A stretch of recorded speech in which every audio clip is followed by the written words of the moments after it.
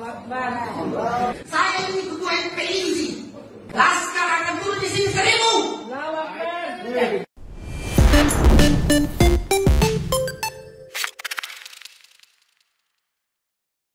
Assalamualaikum warahmatullahi wabarakatuh. Penonton Cokro TV, ketemu lagi di program Ngaji Pinggir Jurang bersama saya Ahmad Firdaus El-Mainuri dan saya Kajito El-Kayani.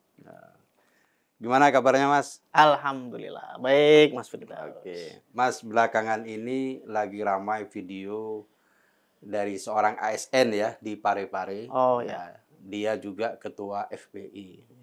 Dalam video dia itu mengajak umat Islam untuk perang.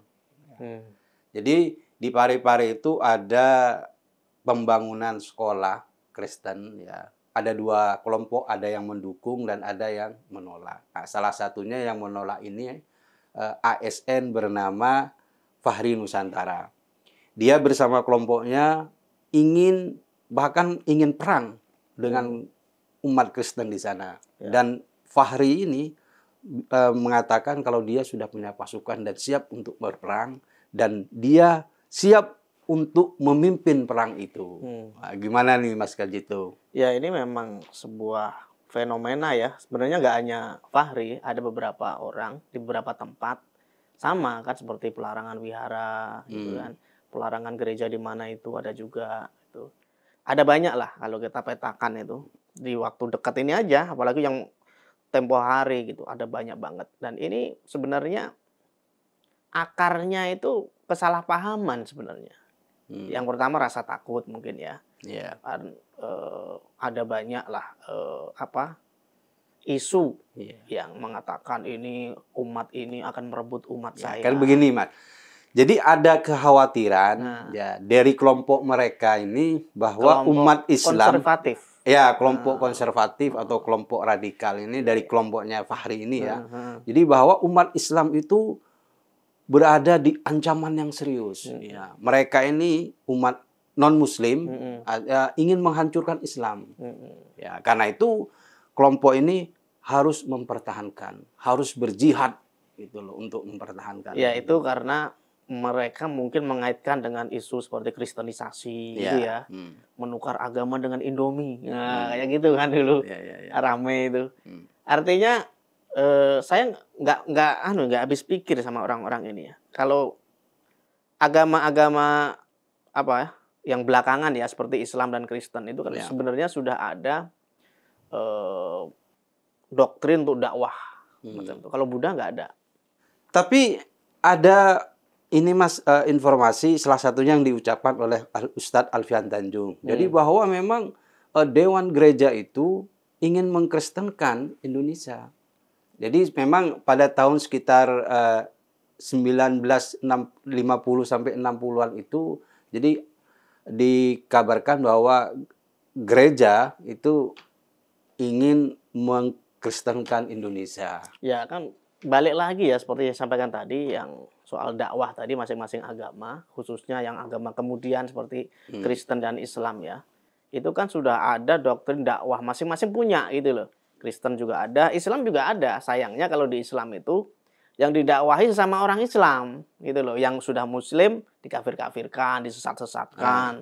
Kan gitu modelnya itu para kelompok-kelompok lah ya, bukan mayoritas sebenarnya, minoritas dari Islam yang menyelewengkan dakwah. Sebenarnya agenda seperti kristenisasi atau islamisasi itu kan sama-sama aja, saling bertukar aja kan. Mereka punya doktrin begitu, Islam juga ada doktrin begitu. Salahnya di mana? Itu kan kayak semacam mengundang orang dengan ajaran agama. Intinya kan sama, agama itu ajaran kebaikan, ajaran untuk melawan kezaliman, kejahatan dan seterusnya. Isinya kan sama. Tapi memang kelompok-kelompok ini kemudian menjadikan itu sebagai alasan, sebagai pembenaran untuk menyalahkan yang lain, kan itu. Nah, kalau memang yang sebelah sana punya program begitu, ya kamu bikin program Indomie serupa, kan apa salahnya gitu loh. Karena itu Mas, kita ini kan umat Islam diminta untuk berjihad. Ya, menurut kelompok ini, jadi ada sebuah ayat itu yang firman Allah, Bismillahirrahmanirrahim, wajahidu fillahi haqqa jihadihi. Gitu. Jadi dan berjihadlah kalian itu di jalan Allah itu dengan yang benar-benar. Ya. Jadi ketika ada seseorang atau kelompok yang ingin menghancurkan Islam, ya harus dilawan dengan jihad itu. Jihad bagi kelompok ini itu biasanya bermakna tunggal, bermakna kital atau perang. Karena itu bagi kelompok ini, kalau kamu ingin berjihad di jalan Allah, ya harus jihad yang sebenar-benarnya. Perangi mereka. Kalau mereka ingin merusak umat Islam, ingin mencaplok umat Islam, maka harus diperangi. Nah, itu kan kesalahpahaman kedua sebenarnya. Tadi kesalahpahaman pertama menganggap non-muslim sebagai musuh. Menganggap dakwah kelompok sana sebagai ancaman. Padahal di Islam juga ada dakwah kan, banyak dai bahkan itu. Banyak habib juga yang berdakwah. Nah, tapi memang dakwahnya internal gitu kan. Nah, ini kesalahan pertama. Kesalahan kedua tadi yang pemaknaan jihad tadi, mereka menyalahpahami bahwa jihad itu harus kital, jihad itu harus perang. Padahal jihad itu ada banyak macamnya. Kital itu kan kalau memang kondisinya kondisi perang, jihadnya perang gitu loh. Kalau seorang kepala rumah tangga misalnya, jihadnya apa? Bekerja, melindungi keluarga, mencukupi kebutuhan, itu jihadnya. Kalau ibu rumah tangga jihadnya apa? Ngurus anak-anak, ngurus rumah tangga dan seterusnya. Atau kalau kebetulan perempuan itu juga bekerja, sama double malah kan. Sudah bekerja di luar, masih ngurus keluarga dan seterusnya. Ada banyak jenisnya yang dipahami dari jihad. Jadi memperjuangkan agama, mengajar itu jihad juga kan. Mengajarkan ilmu dan seterusnya. Jadi pemahaman sempit bahwa jihad itu harus hanya kital, jihad itu hanya perang. Inilah yang menyebabkan orang-orang ini berlaku radikal gitu loh. Intoleran. Kalau seandainya mereka yang pertama nggak menganggap non-muslim sebagai musuh, nggak menyalahpahami makna jihad, ini nggak akan terjadi gitu. Karena pemahaman yang dangkal inilah yang membuat orang-orang itu melakukan sweeping atas dasar amar ma'ruf nahi mungkar. Padahal pemahaman mereka terhadap amar ma'ruf nahi mungkar itu juga keliru gitu loh. Ada banyak ayat dan itu bukan begitu maksudnya gitu loh. Maksud Quran nggak begitu, apalagi konteks sekarang. Konteks Quran itu biasanya yang khusus kita apalagi ya, itu untuk abad-abad ya, manusia barbar waktu itu, Arab jahiliyah waktu itu. Makanya isinya kan perang, penaklukan satu kaubilah ke kaubilah lain, perampokan dan seterusnya. Dan inilah yang diatur sebenarnya. Kalau ayat-ayat perang waktu itu dibawa ke zaman modern, dibawa ke situasi damai, ya salah kaprah. Kecuali situasinya perang ya, seperti di Gaza misalnya antara Palestina dengan Yahudi, ya oke lah, kamu pakai ayat-ayat perang masih masuk akal. Gitu. Tapi kalau di Indonesia nggak ada apa-apa, orang mau bangun gereja dilarang, bangun sekolah dilarang, kamu alasannya perang. Bukan, karena ini bisa mengancam. Alasannya ini sebagai ancaman. Jadi ketika ada pembangunan gereja, ada pembangunan sekolah non-muslim, maka ini dianggap sebagai ancaman. Ancamannya di mana? Ancaman bagi umat Islam dan apa? Dikhawatirkan masyarakat dan anak-anak bisa sekolah di situ dan akhirnya akidah mereka itu terkontaminasi. Kalau kamu merasa terancam, kalau orang Kristen bikin sekolah, kamu bikin 10 sekolah. Di sebelahnya itu bikin 10. Ya kan? Kalau kamu merasa terancam. Nah, ini orang bikin sekolah kan tujuannya baik ya. Kalau memang ada... Ya itu, jadi tujuan bikin sekolah, membangun sekolah dan membangun rumah ibadah itu salah satu tujuan untuk mengkristenkan. Nah, itu kan salah paham lagi kan. Salah paham ketiga berarti. Tadi salah paham menganggap non-muslim sebagai musuh, salah paham jihad. Yang ketiga salah paham terhadap tujuan didirikannya sekolah. Sekolah Kristen itu sejak zaman Belanda sudah ada. Apakah itu sebagai kedok kristenisasi? Sudah banyak dong orang yang Kristen sejak dulu. Nyatanya teman-teman saya yang sekolah Kristen nggak berpengaruh kok ke mereka, gitu loh. Nggak ada ininya, nggak ada dampaknya ke mereka. Justru karena mereka bisa bersekolah, apalagi sekolah Katolik ya, itu sekolah yang sangat disiplinnya banget gitu. Yang terkenal itu di kita itu sangat menyumbang kualitas pendidikan kita. Kalau memang orang-orang konservatif ini merasa sekolah Kristen mengancam akidah, ya mereka bikin sekolah sendiri di sebelahnya kalau perlu. Jangan hanya 1, 10. Supaya anak-anak mereka tuh punya opsi lain gitu loh. Jangan menyalahkan anak-anak itu nggak ada sekolah, adanya sekolah Kristen, akhirnya mereka masuk ke sana dan takut kristenisasi. Itu kan kesalahpahaman itu. Bahaya itu sebenarnya. Kan begini, jadi awalnya masyarakat ini kan adem ayem, gitu, Mas. Santai, nggak ada permasalahan, nggak ada keributan. Tapi ketika ada rencana ingin membangun tempat ibadah atau membangun gereja, terus ingin membangun sekolah, akhirnya kan ini membuat kericuhan, keributan.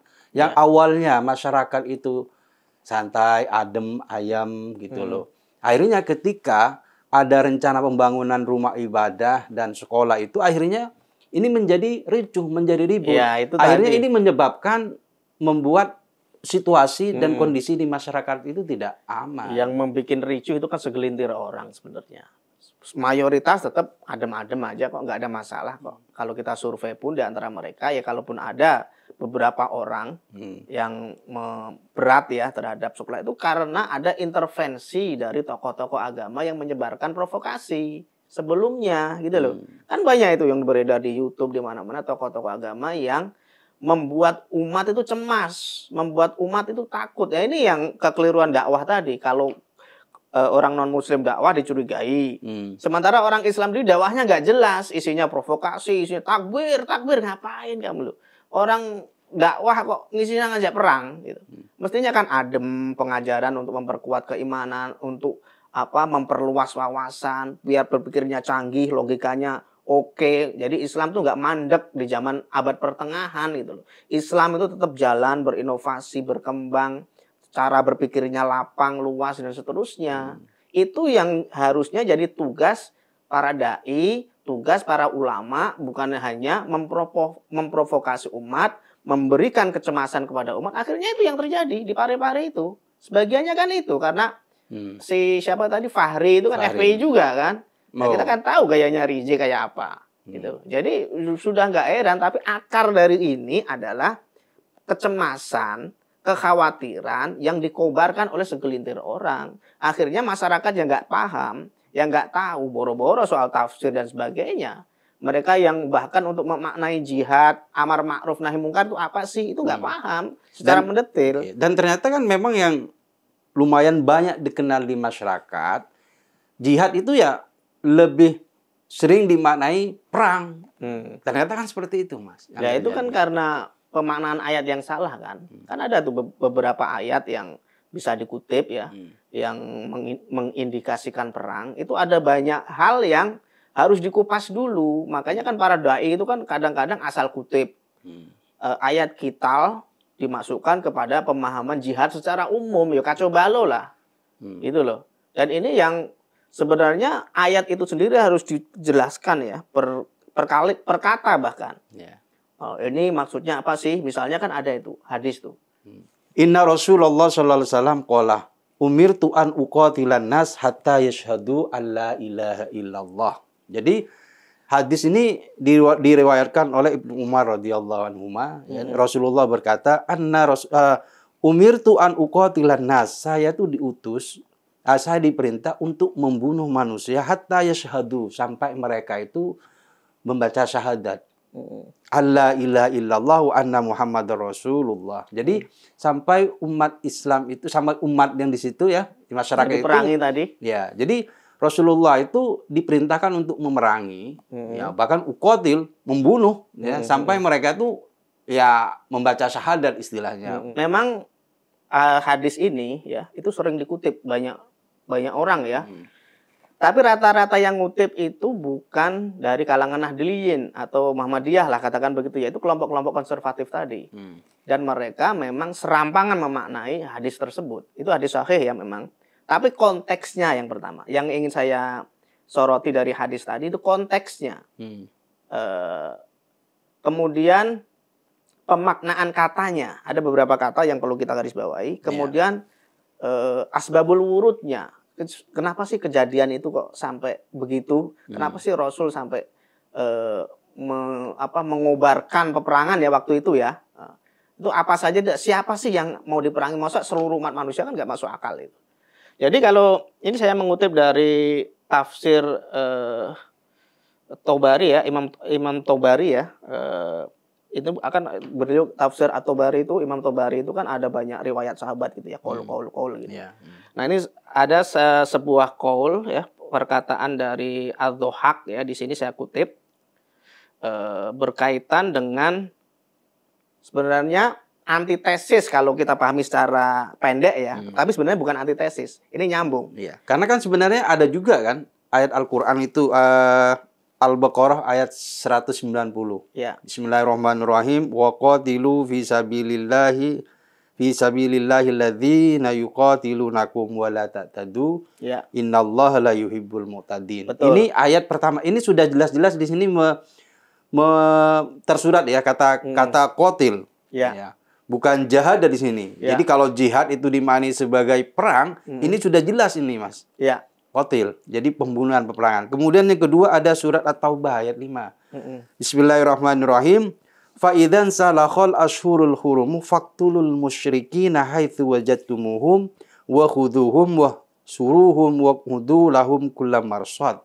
Ya. Fa in tabu wa aqamus sholata wa atauz zakata fa khallu sabilahum innallaha ghafurur rahim. Ya. Ayat ini sering dipakai oleh kelompok mereka untuk membenarkan aksi mereka itu. Ya, jawaban saya lanjutkan yang tadi ya. Yang pertama banyak ayat seperti itu, tapi yang pertama kita perhatikan adalah konteks. Konteksnya perang waktu itu. Itu yang pertama. Kemudian saya ingin mengurai yang hadis dulu ya sebelum ke yang lain-lain. Oke. Hadis tadi umir tuh tadi an aktula dan uqatila bukan aktula. An umir tuh an uqatila nas. Iya. Jadi dari tafsir Imam Tobari tadi saya bacakan pernyataan Ad-Dhahhak ya. Qala berkata Ad-Dhahhak umira Rasulullah sallallahu alaihi wasallam ayyuqatila jazirah. Ininya yuqatil karena dia pihak ketiga yang ngomong ya. Umira Rasulullah sallallahu alaihi wasallam ayyuqatila jaziratal arabi min ahlil authan falam yakbal minhum illa la ilaha illallah aw saif. Jadi menurut Ad-Dhahhak Nabi itu diperintahkan untuk memerangi Jazirah Arab atau mengobarkan peperangan di Jazirah Arab pada penyembah berhala. Gitu ya. Pilihannya cuma dua, mengucapkan la ilaha illallah atau pedang pilihannya. Tapi kemudian tsumma umira fi man siwahum bi ayyaqbala minhum al-jazirata faqala la ikraha fiddin. Artinya ketika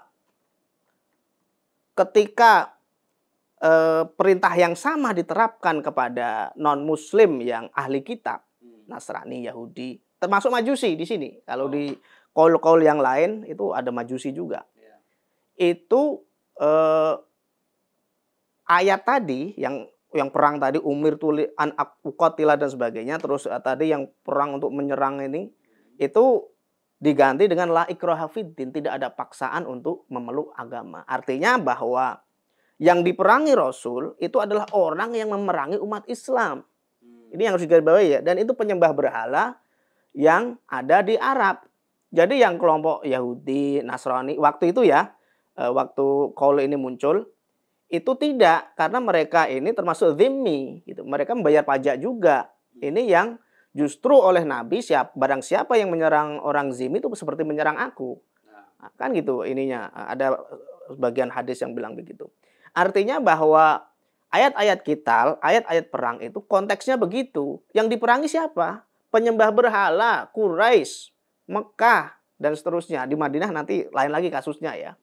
Jadi konteks ayat tadi yang memburu mereka, mengepung mereka, dan seterusnya.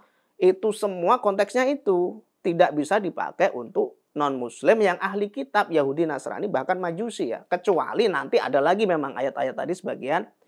Kecuali kan ada baro'ah itu ya, yang baro'atun minallah dan seterusnya. Itu kan untuk orang-orang yang menyalahi janji sebenarnya.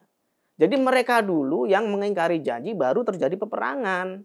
Bukan kita ini orang mau bikin gereja kita serang, kita larang. Bukan begitu maknanya. Konteks ayat qital tadi khusus untuk penyembah berhala. Khusus untuk ahli kitab, Yahudi, Nasrani, dan Majusi. La ikraha fiddin. Dalilnya itu. Tidak ada paksaan untuk memeluk agama. Qad tabayyana rusydu minal ghayy. Karena sudah jelas gitu loh. Ajaran Islam sudah jelas ini begini, ajaran ini sudah jelas ini begini. Kamu tinggal pilih kok. Nggak ada paksaan dalam agama. Itu konteksnya ya. Kemudian khusus soal hadis tadi sebenarnya qaulnya hampir mirip dengan perkataan Ad-Dhahhak ya. Cuman yang tadi saya ingin mengkritisi redaksinya juga. umirtu an uqatilan nas, kata kan itu anunya ya, gambarannya ya. Di situ ada kata an uqatila, bukan an aktula. Ini beda redaksinya. Oh, beda. An uqatila itu terjadi peperangan kedua belah pihak.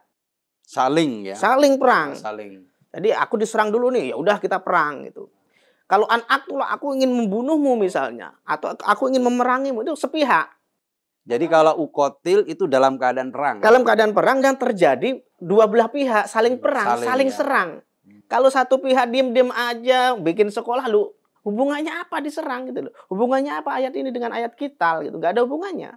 Makanya secara redaksional hadis tadi termasuk qaul dari Az-Zuhaqi ini adalah bahwa memang sengaja dipakai an uqatila karena memang di situ ada peperangan antara penyembah berhala dengan Muslim di Madinah waktu itu, kan begitu. Atau penindasan mereka ketika Nabi ada di Mekah, sewaktu masih sedikit ditindas, akhirnya muncullah peperangan itu untuk membalas sebenarnya. Itu sudah secara redaksional ya, an uqatilanya sudah.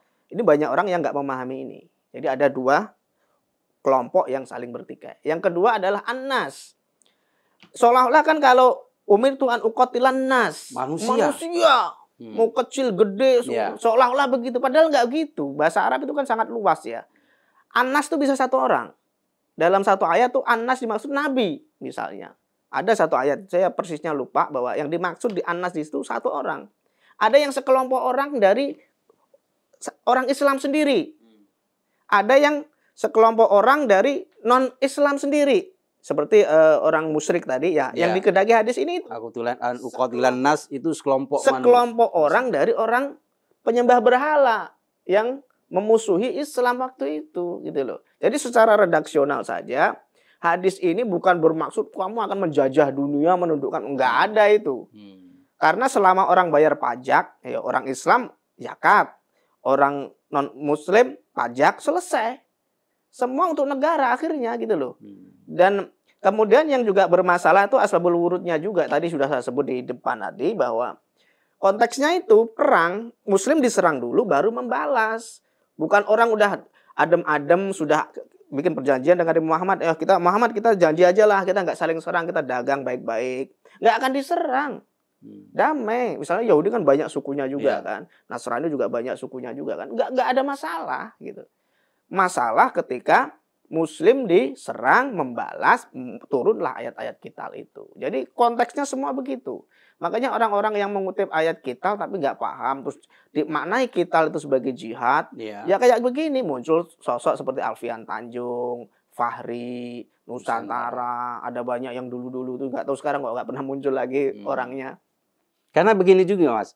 Jadi bagi kelompok ini, ketika kita itu bernegosiasi, kita dialog, kita mau menerima mereka, itu dianggap sebagai orang yang lemah imannya.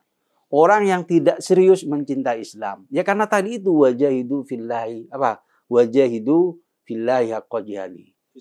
Dan berjihadlah kalian itu di jalan Allah sebenar-benarnya. Jadi ketika kita itu mau berdialog, menerima saja.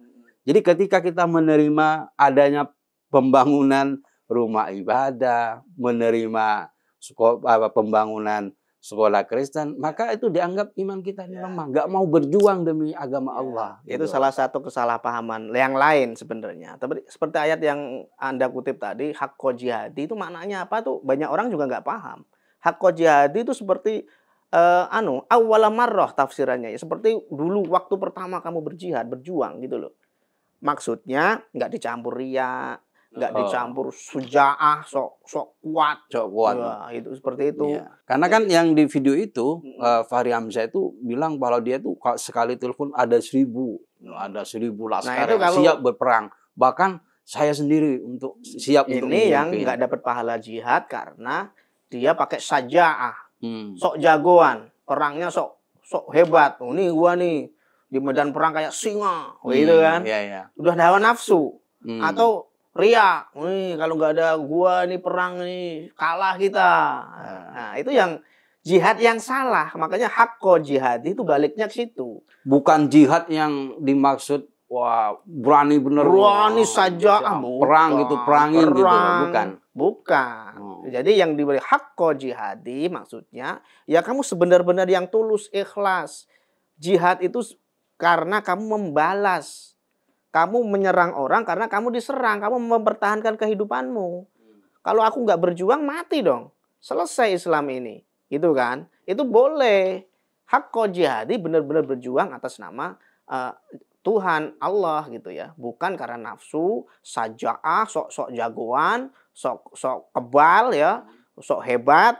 Nah, seperti yang koar-koar itu kayak turunkan 1.000 orang. Lah emang kamu sudah nggak ada hukum di Indonesia, nggak ada polisi, nggak ada tentara, ngapain kamu turun gitu loh. Itu kan malah kayak balik ke zaman jahiliyah, zaman barbar itu, yang dimana ayat qital banyak itu. Kenapa? Karena orang Arab itu dulu mereka itu saling serang, saling rampok, barbar.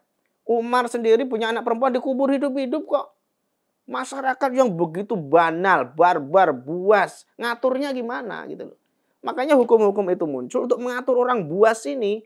Oke, karena memang kalian hobi perang nih, ada aturan main dong. Kan gitu, anak-anak nggak boleh diserang, perempuan nggak boleh diserang, rumah ibadah nggak boleh diserang. Kita bikin aturan main. Oke, kalian hobi perang nih. Ya udah, kalian boleh menyerang kalau diserang, kan gitu. Rule of the game-nya akhirnya begitu karena situasi saat itu begitu.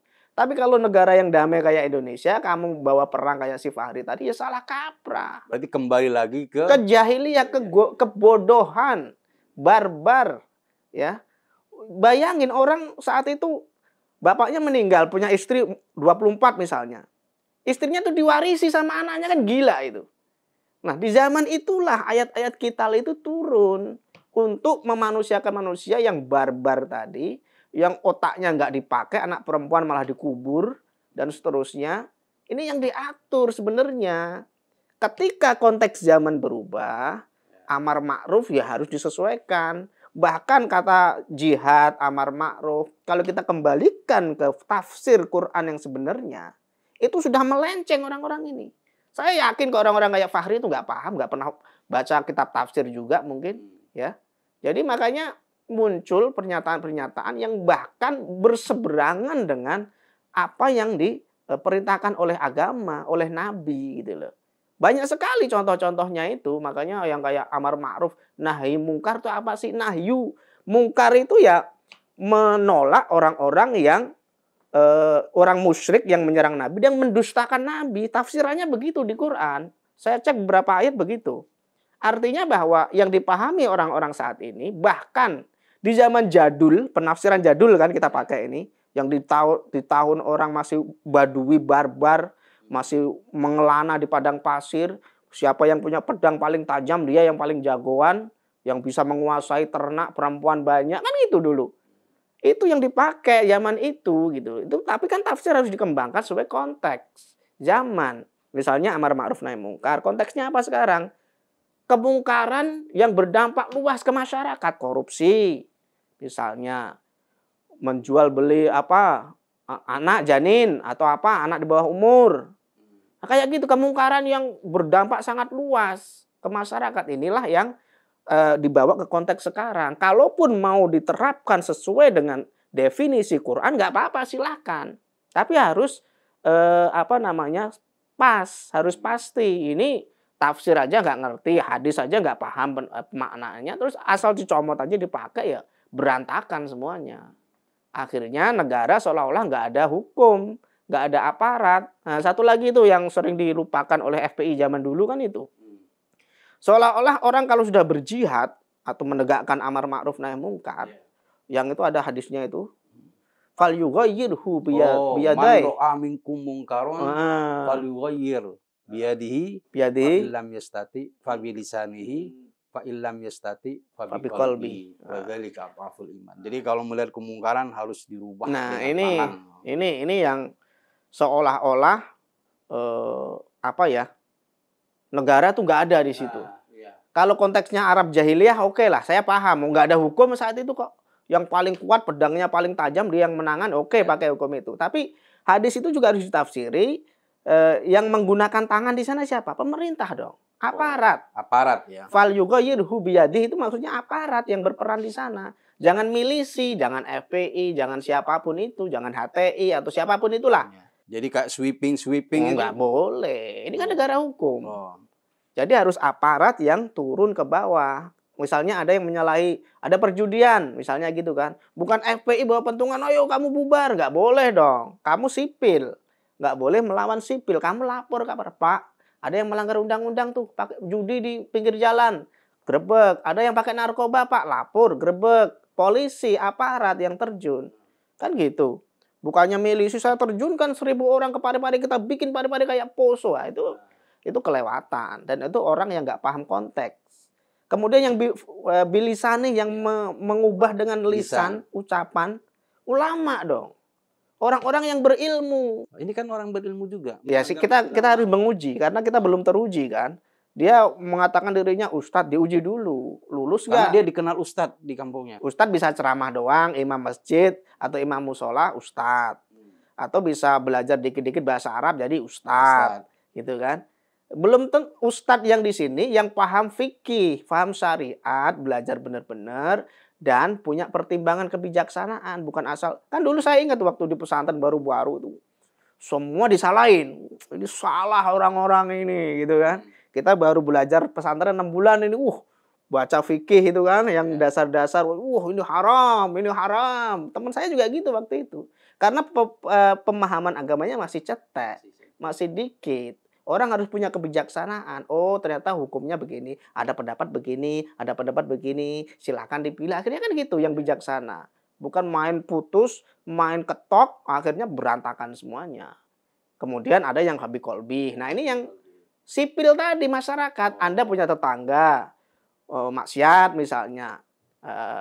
Kemudian Anda sudah menegur misalnya kalau tegurannya sebatas inilah ya normatif.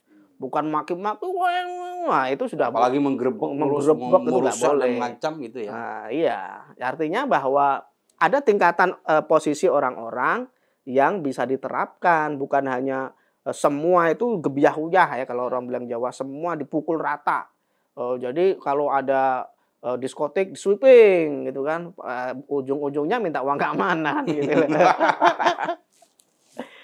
Jadi banyak hal ya. Tapi ujung-ujungnya memang kita itu harus introspeksi. Jangan suka ngamuan lah. Mayoritas mentalnya cemen itu loh. Serba takut, serba khawatir. Nanti umatnya dicaplok dengan Indomie dan seterusnya loh. Kalau mereka berdakwah, kamu juga berdakwah. Kalau mereka mengatasnamakan cinta kasih, pengampunan, kamu juga. Kan banyak juga itu. Tapi kan ini sebaliknya yang ditampilkan di masyarakat adalah ketakutan. Islam itu garang, ngamuan. Wa Islamu ya'lu wala yu'lalai, Islam paling tinggi dan seterusnya. Lo ngapain gitu loh. Kalau kamu memang ingin merebut hati orang-orang yang di luar Islam, dakwahkan Islam dengan baik. Kan begitu, Nabi begitu, dilemparin kotoran, diludahi, orangnya sakit malah dijenguk kok sampai nangis orangnya. Akhirnya masuk Islam karena tersentuh. Kan begitu mestinya, bukannya saya siap turunkan 1.000 orang di Pare-Pare, kita bikin kayak Poso. Itu kan kacau itu orang-orang itu berpikirnya. Nggak meneladani Nabi. Jadi agama itu hanya berdasarkan terjemahan. Kalaupun baca tafsir, hanya satu tafsir yang menguntungkan dipakai. Tidak membandingkan dengan tafsir-tafsir yang lain. Tidak membandingkan tafsir itu ratusan. At-Tobari saja misalnya, Imam Tobari itu qaulnya tuh banyak banget. 7 halaman satu ayat. Kalau membaca satu ayat sampai tengleng itu. Ini banyak banget ininya. Qaul-qaulnya gitu ya. Ada yang mengatakan ini nasah, ini mansuh, ini begini. Ada yang bilang, oh enggak, itu enggak mansuh, itu tetap jalan karena hukumnya enggak berubah. Ada banyak pendapat gitu loh. Artinya kita itu enggak boleh merasa sesuatu yang benar menurut kita itu bisa diterapkan untuk orang lain gitu loh. Kalau kamu memang enggak sesuatu yang internal itu ya untuk internal aja. Yang eksternal, kamu tampakkan wajah Islam yang adem, yang sejuk. Begitu loh.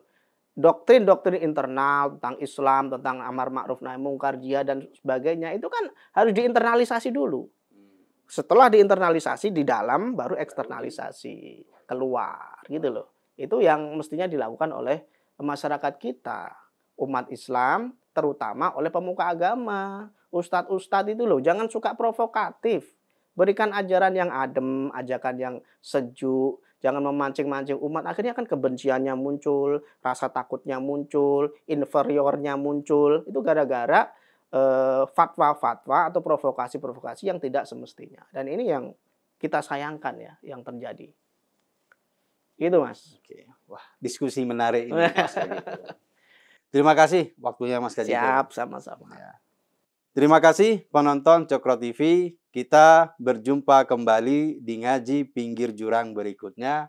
Wassalamualaikum warahmatullahi wabarakatuh.